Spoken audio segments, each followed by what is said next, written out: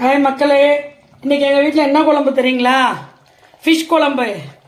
இது எப்படி வைக்கிறதுன்னு நான் போட்டிருக்கேன் பாருங்கள். ஷார்ட்ஸில் போட்டிருக்கேன் ரொம்ப ஈஸியாக எப்படி வைக்கலான்னு. இங்கே பாருங்கள், கட்லாக் மீனும் விரால் மீனும். இங்கே பாருங்கள், விரால் மீனும் கட்லாக் மீனும். இதுக்கு எங்களுடைய மஞ்சத்தூள், இந்த பாருங்கள், எங்களுடைய இயற்கை முறையில் அரைக்கப்பட்ட மஞ்சத்தூள். அப்புறம் எங்களுடைய ஓன் ஆர்கானிக் ப்ராடக்ட் மிளகாய்த்தூள். இது ரெண்டு மட்டும்தான் போட போறேன் பாருங்க மக்களே.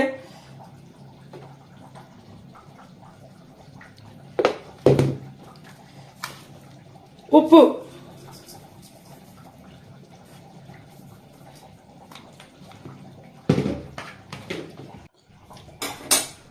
இந்த பாருங்க மக்களே, இதெல்லாம் கட்லாக் மீன், இதெல்லாம் விரால் மீன்.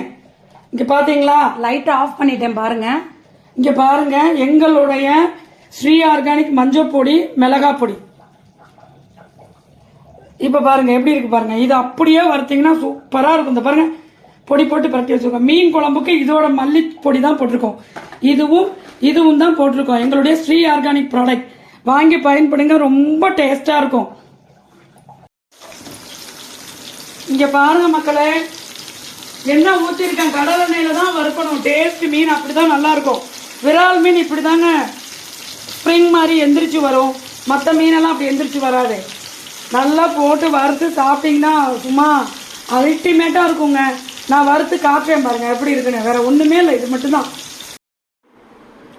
இங்க பாருங்க, கட்லாக் மீன் பொரிச்சாச்சு, விரால் மீன் பொரிச்சாச்சு. எங்க வீட்டு குழம்பு பாருங்க, இன்னைக்கு ஸ்பெஷல் உங்கள்கிட்ட காட்டணுன்னே காட்டுறேன்.